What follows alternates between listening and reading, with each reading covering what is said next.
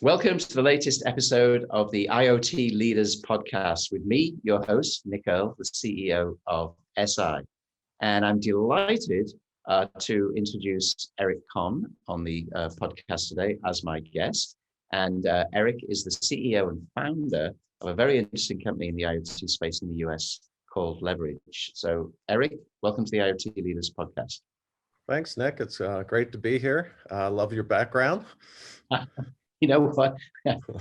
Regular and keen viewers of this podcast, afraid this won't work on audio, but if you are a viewer, it's the first time I've actually used a Zoom background, and I chose it in a sad moment because you may or may not be aware, but the US does not allow British visitors to travel.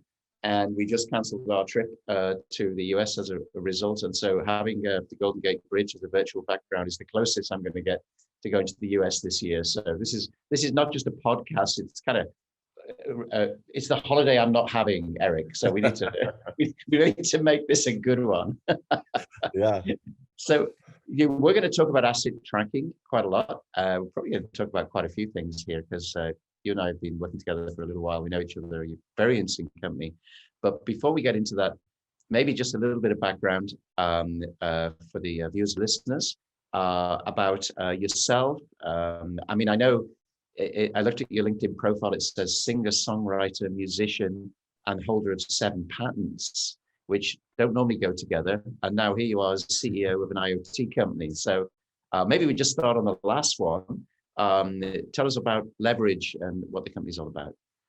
Yeah, great. So Leverege, we just celebrated our 7th anniversary. And so we're on the data and application side, the software side of IoT, specifically in what a class of applications they call low power, wide area applications. So those are typically low cost battery powered devices at the edge with some very basic edge processing, but ultimately go through gateways or direct, if it's a cellular, via LTE-M or NB-IoT to the cloud. We're a cloud native software company. So we get that data at the edge in the cloud. And then we process it and try to provide business insights or optimizations for typically enterprises. Some of our customers also are enterprises, but they also sell to consumers. So we have either a B2B business model or a B2B to B or a B2B to C type of business model or a white label platform. Been doing this for 7 years and really are excited about kind of where things we're going.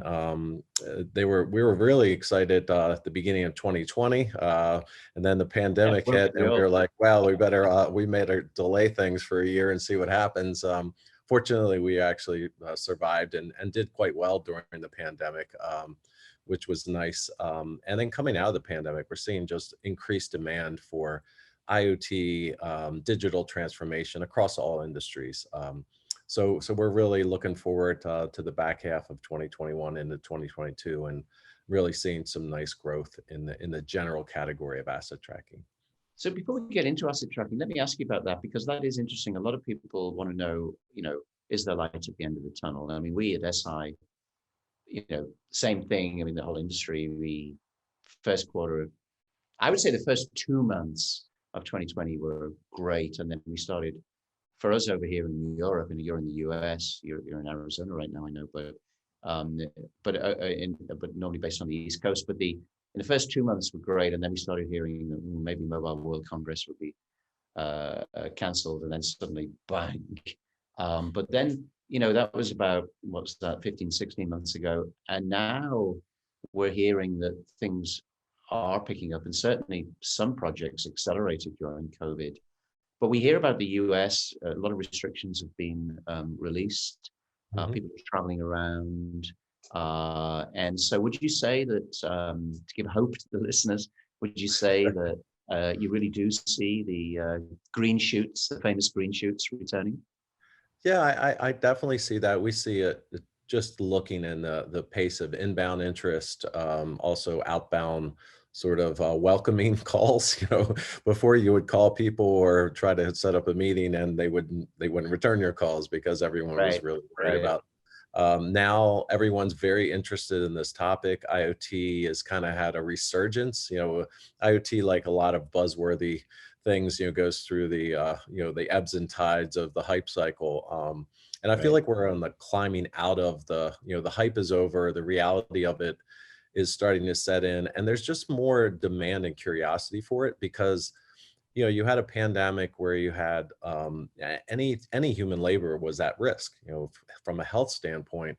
And you also had CEOs like you and me working remotely from home, uh, kind of feeling out of touch and out of control with their business.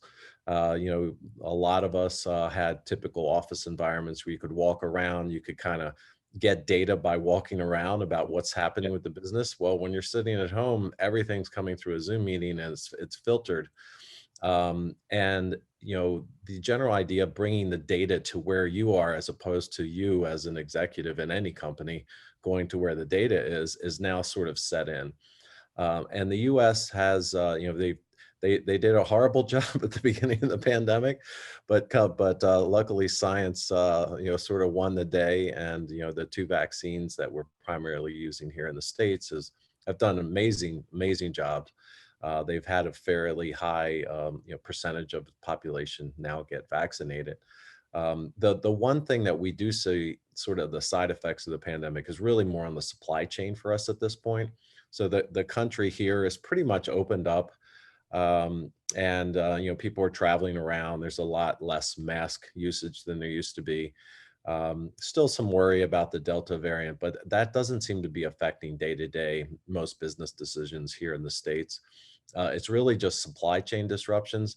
Now, we're a software company, so we're not directly impacted, but indirectly we're impacted because, ultimately we all rely on microprocessors and chips, Yeah, right? And exactly. if you Yeah. can't get them, because of supply chain disruptions, it slows down your deployments. The So deployment. Yeah. yeah, Yeah. yeah. So And that's the biggest drag, I think. But I think that's an international thing, not just it's a specific. global, I can absolutely confirm it's a global thing. And it'll take, we talk about long COVID, but the long business tail effect will almost certainly be the supply chain issues and the component shortages.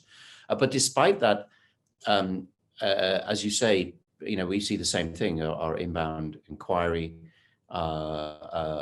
and sort of lead generation is really boomed. I'd like to think it was because of the IoT Leaders podcast, but I suspect it's more, I suspect it's more to do with the overall environment. But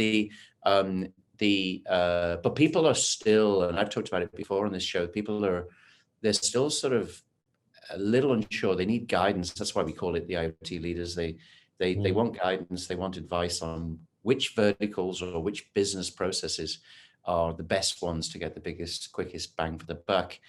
And you feel very strongly about asset tracking, don't you? I mean, you really believe, you mentioned LP1, narrowband Cat M1, but in particular, asset tracking is the thing that you've homed in on as this is the area that can really make a difference to companies, particularly, I guess, as we now go into this growth cycle that hopefully we're headed Yeah. into.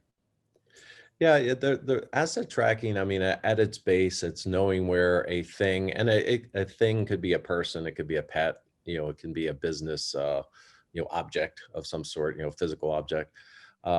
And that's fine and good. Sometimes just knowing where something is great because then you can go get it. But where asset tracking really provides a value and you kind of get exponential returns on it is the things that asset tracking enables. And most sensors these days, even the very inexpensive sensors at the edge that are battery powered, they typically come with some other sensors on them besides just a GPS or some way to get position. So you can get temperature, you can get humidity, you can get light, and all these signals, in addition to the component of time, not only where something is, but how long did it dwell in that place? Right. What is the conditions around where it is right now or where it was in the past? So changing conditions. When you layer in all of that on top of knowing where something is, and then you can constantly know where it is and how it's changing over time, it's very powerful for businesses, consumers. I like to say there's probably not a consumer on the planet, and all of us are consumers, that wouldn't like to know where everything that you own personally is at any given moment. I give the example in my house. I know I have 3 or 4 hammers in my house somewhere, but I can never find one when I want one. So if I had a frictionless, easy to use way to just pull up an app or something and see where my hammers were, I could just go and get them, right? That solves my problem, but I don't. So I end up going to the local hardware store and buying Right. yet another Yeah. a fifth hammer, And then when and you then put I it in lose the that. drawer, you find at the Right. back of the drawer the 3 hammers that you couldn't. Exactly. That's where they're. So, and you imagine, so on a personal level, we all get the frustration of just not knowing where all our things are. Now expand that to a large enterprise with 1 million or 10 million, business pieces of business equipment spread all over the place. It's a monumental task, and it's very inefficient to find where it is, to count it even. How do you know what your inventory is unless you know where everything is? So asset tracking at its base case seems relatively simple, but once you solve it, it actually unlocks all types of business process improvements, consumer experience improvements. One of our largest growing segments within, I still call it asset tracking, but is really what I call service tracking. So you imagine you go to, a tire store and you want to get your tires changed, or you're getting, new oil change. That experience for most consumers right now is pretty old school.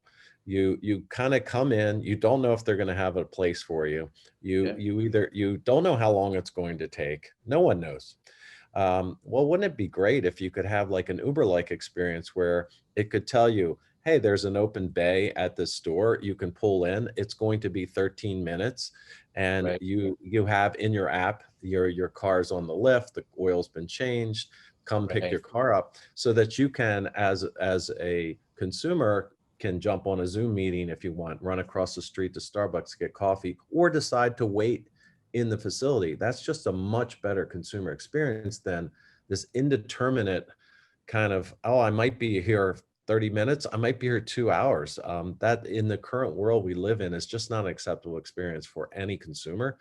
And asset tracking enables the unlocking that data to provide that to a consumer. So you can track the cars on the lift, the car's been backed out, the car's going to be done predictably in 3 minutes based on 10 million cars that just like yours that have been done before you. And I know how long it takes. You can tie it into inventory systems. So that power, when you put it that way, asset tracking doesn't sound very boring anymore. It sounds very powerful. And that's what we're trying to do, again, on the application side. So we team with lots of hardware and connectivity companies such as SI to enable that, because IoT is an ecosystem play right now, where you need sort of the software in the Yeah. cloud, you need connectivity to get the data from the edge to the cloud, and you have to have hardware that's detecting the environment. So without those three playing together in a very well-defined system fashion, a failure at any point brings the whole system down. So it's a difficult and challenging thing to do, but if you can do it, it's very powerful. It's interesting that you use the Uber analogy, because I've always said that, when Uber was introduced and I first started using it in the US and came back to the UK and telling people, oh, it's Uber, what on earth is that? And the way you describe it, people say, oh, it's just a taxi, right? And you say, well, and then you go, oh, look, and you show, your smartphone screen, the little black car, or even the car Right. change color. If it's a red car, it's a little red car. And then people say, oh, I get it. And what they're actually looking at is, it's not the fact that it's a car, because you can call it a taxi. It's the fact that you can track the car, and that totally changes the experience. And then you compare that to, it's getting better, but you compare that to the getting a parcel delivered to your house, or Mhm. like when you move house, you move country, trying to work out where your container is with your furniture. There's huge gaps in when they're not being scanned, where you just you Yeah. don't know where it is. But the other aspect of it is that, although from a consumer point of view, it creates an experience, and you will choose that experience because you can decide, I've got 4 minutes, therefore I've got time to do this before I go out to meet the car. But from a business point of view, and I think you agree with this, is that I'd like to test whether you agree with this. one of the things about IoT is to find out where the business outcome in, where's the ROI from a business point of view. And I think what you're saying is the inherent inefficiencies in supply chain. Most people don't know is that there's tens of millions, it's arguably of inefficiency in supply chains. Yep. And arguably the biggest nut to crack, it's the thing that if you can, as you said, if you can do it, it could free up millions of dollars of assets. I mean, you hear like Billions stories, of dollars. 30% of food is thrown away. I mean, you hear stories like 50% of cost reduction if you could have real-time asset tracking. And so it's Exactly. actually where the money is, right? Yeah. So I mean, the IoT in general, but asset tracking in particular, the kind of foundational things that it does for a business is operational efficiency. So that can lower your human capital cost. It can increase safety. It can lower preventive maintenance costs. It can provide real-time inventory information. So that's just that's an internal efficiency that you can do. But then we've been talking with this Uber analogy, the customer experience. So if you delight a customer, I mean, Amazon was built on delighting customers, right? Yes. So delighting customers means giving them a sense of control at every sense of their journey, right? And so, we've all now become accustomed, certainly in the US from Amazon, that you real time know where your package is. They take pictures of it when they deliver it at your doorstep. Right. I'll be sitting in my office in my house, which is about 30 feet from where the door where they drop off my packages, and I'll get an email or something on my phone, and it'll show my back porch with the package on it, and they didn't knock on the door or anything. So Yep. this sort of frictionless way of knowing everything, that just drives business for whatever enterprise is ultimately their customers. So if you do a better job of serving your customers, you're going to increase your top line revenue. Then there's even additional revenue, and this is where it really gets interesting for traditional businesses, which are really big adopters of IoT, is there's a data play. So, if you're a traditional business and you make, say, windows and doors or some other hard product, your current experience with your customer is very distant. You sell them a product, they go away, it's a great product. Maybe 20 years later, they come back and buy it. You have no connectivity with your customer during that 20-year blackout period. If you sell them a connected product, now you're in touch with them 24/7. And you're also collecting data about how your product's used. That right now, if you're this window and door company, you have no idea if they're having problems with the sash, whether the glass and the glazings, fading. You have no idea. You have no way of knowing. Well, if you're connected to it and you're connected to your customer, you can do real-time product improvements. You can help all kinds of things, and you're collecting data on usage. That data is valuable. So maybe you're collecting data on weather, independently from the fact that you have millions of windows and doors all over the world. So it's this data element that you unlock by when you connect anything that is a valuable asset. It's worth potentially at scale, worth millions and tens of millions of dollars. So there's that. And then you can also do sort of freemium types of experiences. So we have a customer in the pet care business, for instance, where, people, when they weren't at home because of COVID, when they're going to a typical office, they would drop off their pet and they would do pet sitting sort of during the day. Well, people love their pets just like their children. They would love to be able to look in on their pet to make sure it's being fed, it's giving its medication, it's getting its walk. Right now, it's just yeah, they can talk to them on the phone or something, which is very inefficient for the business itself to just respond. But you could just feed that stuff automatically. You can put a tag on the dog. When the dog walks outside to go to the door, it automatically takes a picture, sends a picture up to the consumer so they can see their dog is now outside, or I just fed the dog. That causes a text message back to the consumer. So you can have all this automation, which just makes the customer feel so much happier. And you may even be able to charge a little extra for that extra experience. And most people probably would pay for it, for the pet especially. So there's all these things. Again, it all comes down to asset tracking at its core value, but there's all this stuff you layer on top of it. And then people get it and they go, wow, that's that's really cool. That either as a business, that saves me a lot of money or makes me a lot of money. So let's talk a bit about the tech, and we talked about the business case. In fact, I want to link the two together, because if you think about the Amazon delivery guy, and Amazon's a customer of SI, and they, we're all familiar with Amazon Prime, but one of the issues that Amazon have is because these guys just keep on getting better and better, is that they have about 80 to 83% first-time delivery success, because if they're delivering to condominium building or a gated community, it's not always that they can actually get in and deliver the parcel. And they don't want to leave it on the step and whatever. Yeah, so we help them design a device which will give the Prime driver permission to remotely open the door, buzz the door open with their cell phone to put the parcel in. It's sort of like a business version of Ring, the Ring. Sure. And they want that to work anywhere. So there's device design, making sure that it works. And then secondly, they want it to work anywhere at all. So the idea of a ubiquitous global connectivity where, we basically are delivering 99% connectivity by GPS coordinates. So they have one device for every delivery driver, and it will open every gate. And so then you can start to go from 82%, into the 90s. And although that's efficiency for Amazon, what it means is the customer satisfaction is that when I'm thinking of, do I buy a parcel or something? Do I buy something off Amazon or buy it off somebody else? Part of me says, you know what, with Amazon, I know it's going to be delivered. I can see where it is at all time. I get the photograph. I don't have to worry if I'm not in when they're trying to deliver the parcel that the delivery driver is going to throw over the gate. I think we've all had examples of that, with electrical goods, and they throw it over the gate.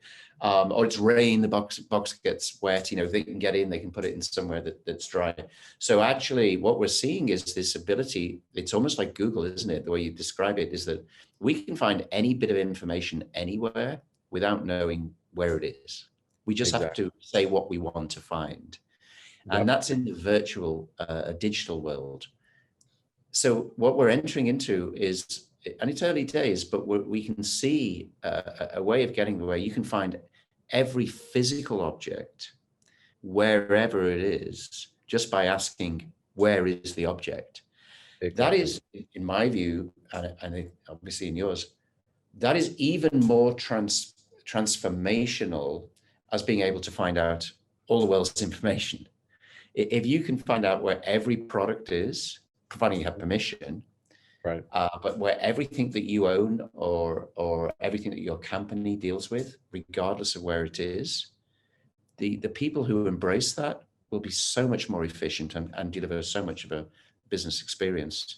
And it is I think we'll look back on that in 10, 15 years time and say, that was actually bigger than being able to find information through a browser. And we know how big that was. Yes. Yeah. And this, technology always, in human history is, we always build on the next thing. So, I think for SI, but certainly for Leverege, we view IoT, it's still very early days. There's still a lot of fragmentation, still a lot of complexity from a technology standpoint for IoT, but it is the next big leap forward, sort of from mainframe computing to PCs, to web browsing, to mobile. We believe the next big leg up is going to be something related to IoT, which is closely tied to AI and ML, because we're all the phones we have, we're essentially walking around just creating data all day long. But there's only 7 billion or so people in the world. There can be hundreds of billions or trillions of devices, really low cost devices, and we'll continue to miniaturize them, make them less expensive, and they're all emitting data all the time. Even, they don't ever sleep, right? So that data, that volume of data, and that value and intelligence of that data provides is going to be even the next level up from what mobile devices provide. 80% of it, exactly. Excuse me. I mean, the data shows that the research data shows that 80% of the data will be at the edge, because it's an exponential explosion at the edge, especially as prices come down. We did a previous podcast talking about printable devices and printable circuit, printable sensors. printable batteries. You're going to get these things on snack wrappers and clothing and whatever. But it also is a downside because it's a security threat as well. We hear that, and you must hear it, saying, well, Yeah. if I can connect to it, and these are cellular devices that we're talking about, and they're connected to the MNO, if I can connect to it, then someone can hack it. And what, can they tunnel in? Can there be some malicious code in?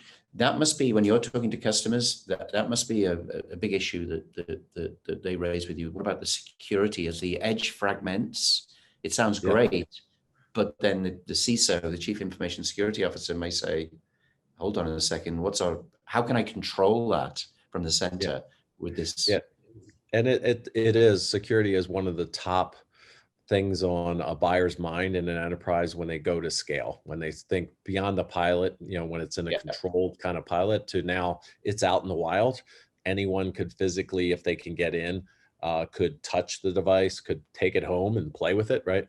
So there's your standard things you can do, which is end-to-end encryption. So all data is encrypted, really hard. You can't really crack it, whether it's in motion or rest. So that's kind of the baseline. But on the physical side, and that's where that's really the sort of the plane that you have to be more concerned about with IoT. There's been a lot of work done at the microprocessor level with these trusted modules. Lots of manufacturers now make them, where they generate the private keys inside a device, like a module on the device that is basically can't be tampered with. If you try to scrape it, if you try to unplug it, if you try to do anything with it, it basically zeroes out. So those trusted modules and the provisioning of devices onto a network where you have to match keys and exchange of public-private keys, kind of a lot of things that are done in the software world only, that has been pushed down to the devices. So everything that we work on is very, very secure, as secure as it can be, both on a hardware and a software standpoint. But unfortunately, there are a lot of, in driving down cost, some other vendors will take shortcuts, whether it's a hardware vendor or a software vendor. And, security doesn't come for free. Good security doesn't come for free. So it's trying to balance, how much security do you really need based on the type of device, or is it just read-only information? It's just passing information up. Is it control involved? So it's two-way, you can actuate things. Well, depending on what the level of local control that you're allowing access to, that should basically dictate how much security you should be layering on. Because if you're going to allow something to open a valve remotely, that better be a very secure device.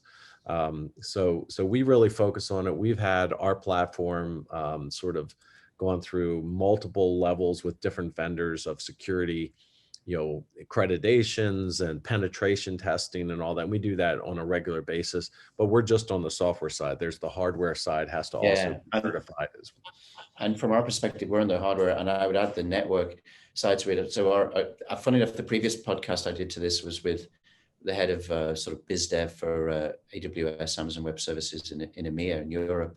And we were talking about the work we did with them 3-4 years ago, which is exactly what you just said, where we developed the ability to put the encryption keys and the security certificate directly into our SIM, and then manage it from the policy, because it's a combination of the actual security and where it is, and the SIM becomes an eSIM, which eventually becomes an iSIM inside the module. But we also then need a policy engine that says, this is my policy, and so and I want that to be automatically deployed to the edge. So one of the things that we do is that not only just have APN access for encryption, but actually is all data travels over a private network. And once you so we don't use the internet, and because then what you can do is you could actually apply, it's in effect like your cellular devices, which might be connected to Verizon or AT&T or TELUS or whoever. Your cellular devices are like an extension then of your MPLS network. In other words, it's almost as if every device has an Ethernet port in it. Of course it doesn't.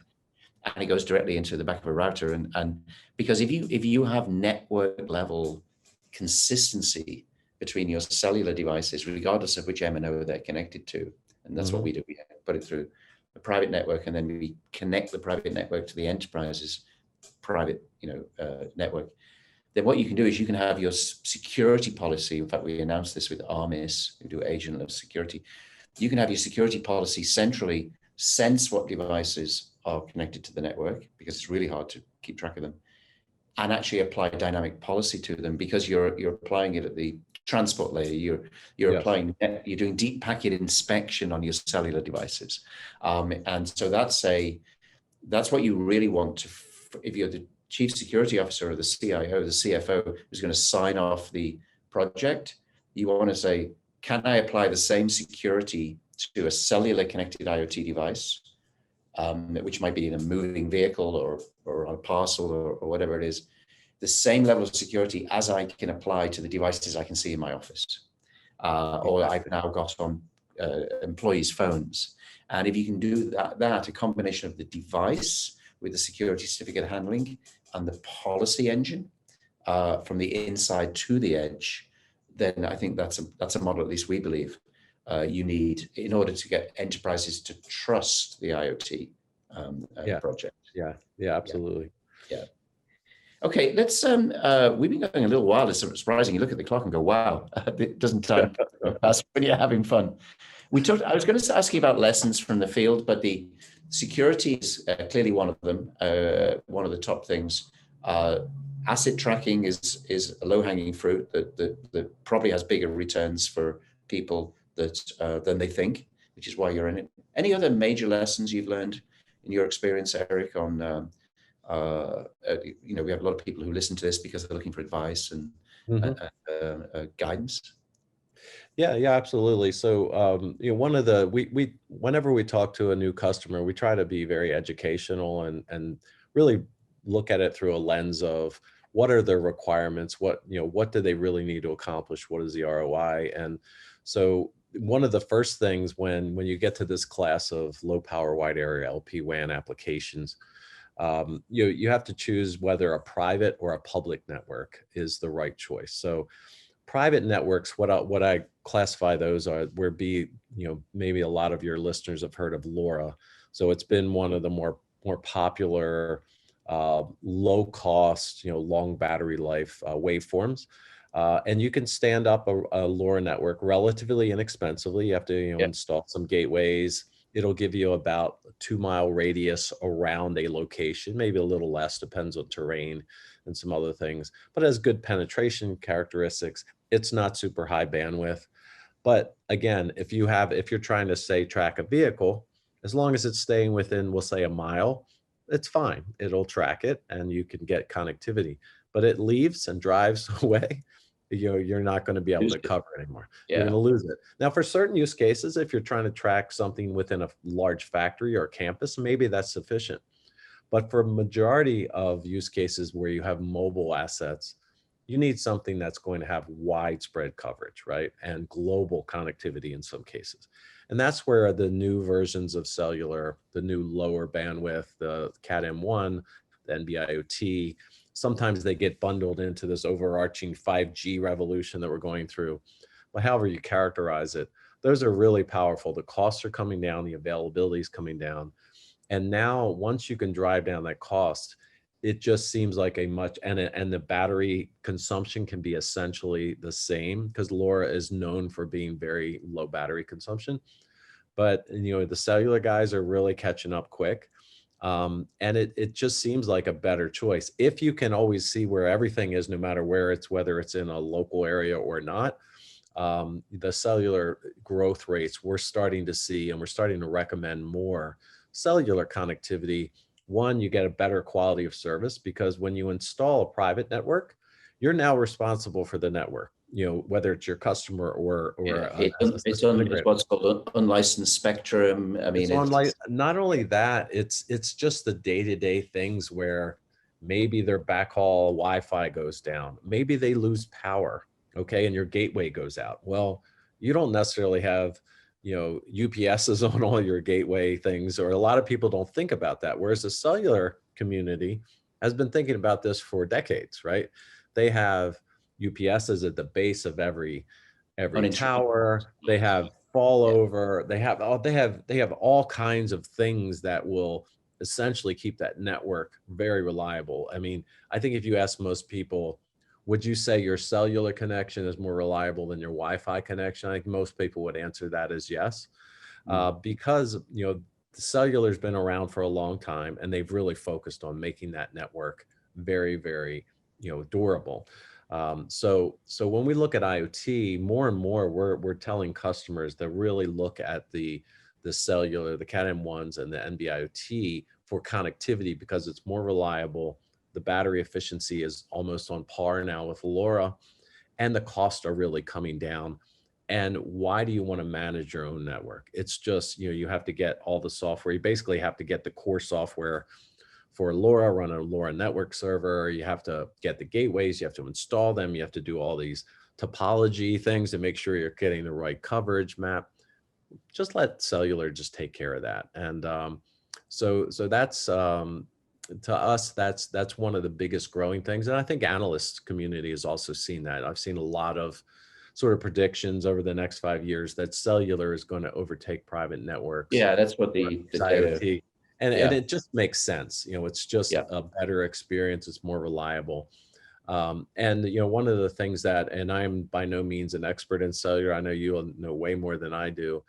But as you get into it, there's all these different types of modes within cellular. So there's PSM mode, EDRX mode, modes, the EDRX tree, and those become really important, right? And knowing about one, I'm just recently learning about sort of the nuances of some of these, but being able to, if you have a device, say it's on a tractor trailer that's traveling across the US, it's going to go through different coverage areas. Sometimes AT&T might be strong, Verizon and others loses connectivity in other places really remotely. So how do you automatically switch between these networks and also preserve battery life so that you're not constantly trying to ping it? And that, just to explain a little bit to some people who are saying, this is interesting, I want to know a little bit more, just to explain the technical problem that you're describing there. The problem is it's things like PSM, power saving mode, or the EDRX protocol, which is you need to manage the battery, turn it on, turn it off so it doesn't drain, are often not available on a roaming agreement. Right. That's one of our lessons learned. And it's a lesson learned, and it's one of those, I wish I'd known that 2 years ago, right? Because it is available on a direct connect. So if you have a proprietary SIM, it's available, but it's not available on the roaming agreement. In fact, we did a survey, we have 2,000 customers. And we manage multiple networks for our customers. And we did a survey. I think it was 83% of the roaming agreements that we analyzed, and hundreds of them, did not support both PSM and EDRX. So only 1 out of 5 will support it. But the problem is you don't find that out till you're halfway through your project, right? Exactly. And so what happens is that if you go for out of network, say you have a Verizon SIM in it or whatever, or AT&T SIM, or an MVNO SIM, you go out and you hop over onto somebody else's network. If you're roaming, you may find suddenly the battery's on all the time. And it's something that's really easy to miss in the early stages, because you're only doing a little bench test, and you're not taking it around. Or you're in a local area, you're running a pilot. Area works just fine, and then suddenly someone says the battery is supposed to last 5 years, and it lasted a year. And often it's a sealed device, like inside a pallet, and then you add globally. So, well, how can I make sure it's going to work? What about around the world? And so, the way we do that is like what we do is we localize the connection on the MNOs. So as we hop from network to network, we're localizing. We're not roaming. We're localizing, like the Star Alliance. It's one trip around the world, but you're going from airline to airline to airline, even though they're competitors.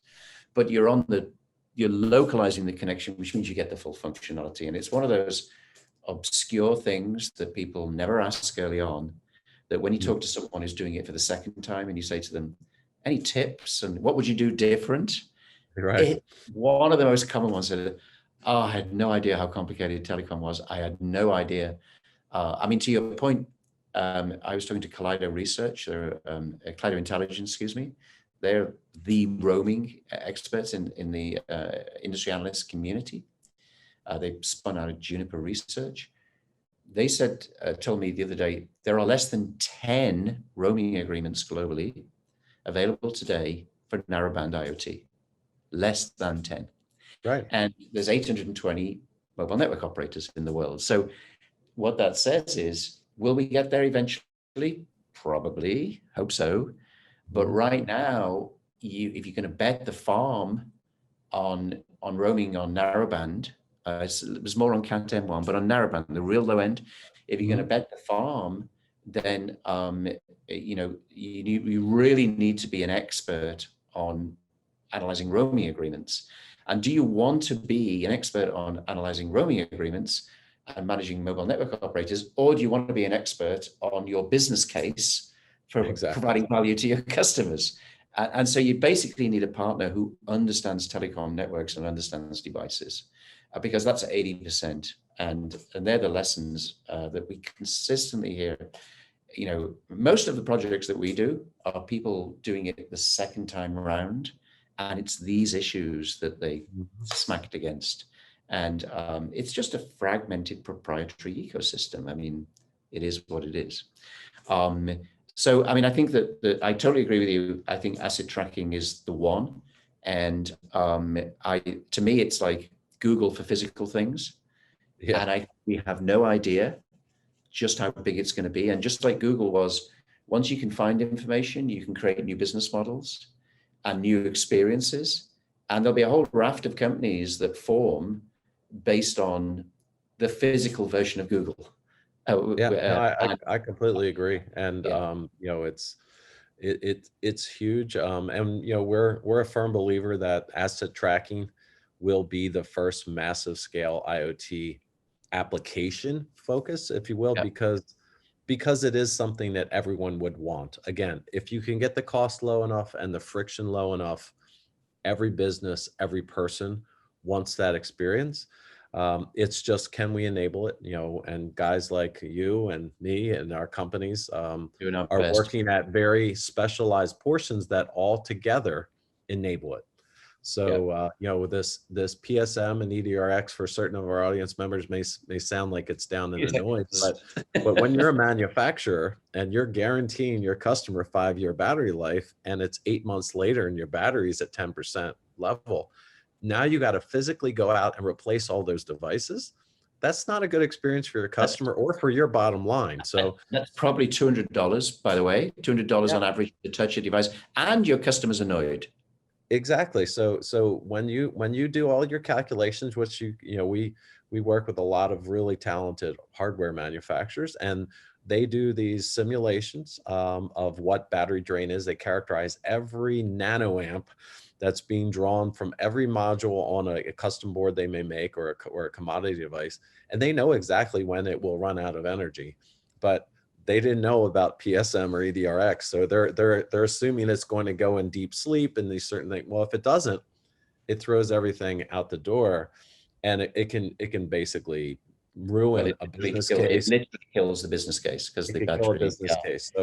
So these details are they're very, very important details, and luckily, there's companies like yours that are really focusing on those details, because they're very important if you're going to try to scale an IoT application. Well, that sounds like a good place to finish. Actually, especially because IoT Leaders was conceived to actually help people with to navigate through all the complexities, to try and simplify it, because IoT is complicated. It's too complicated than it should be. But you can navigate through, and customers, I mentioned Amazon. It's not just because they've got a lot of resources, but because they really have got a very clear idea of the business case. I mean, you can tell people when the parcel is going to arrive, they will feel comfortable buying it off you. And it's like the Uber. If I know, I order the Uber and I know it's going to be outside and I can track it, I'll feel comfortable, because I don't have to hang around, and we're really discovering how these attributes, these soft attributes, actually drive customer loyalty, and of course reduces huge amounts of cost for the company doing it. So it's a win-win. So this has been a great podcast. Eric, I think we could have gone on 2x over, so we better not do it because people will be saying enough, enough. But I really appreciate the cooperation with you and your company, and I totally agree. I think this is going to be the killer app. The killer app for if you can find anything anywhere without knowing where it is, by asking for it, providing you have the permission, that is the one that's going to change the world. So thanks again for being my guest. I know you're in a very nice part of the world right now, so it's probably pretty warming up out there in Scottsdale, Arizona in July. My guess is, what's it going to be out there today? Like 40? Oh, I think that's in centigrade. Low hundreds Fahrenheit, probably close to 40 centigrade. Oh, that's just, yeah. But it's a dry heat, as they say, right? It's a dry heat. That's what they always say.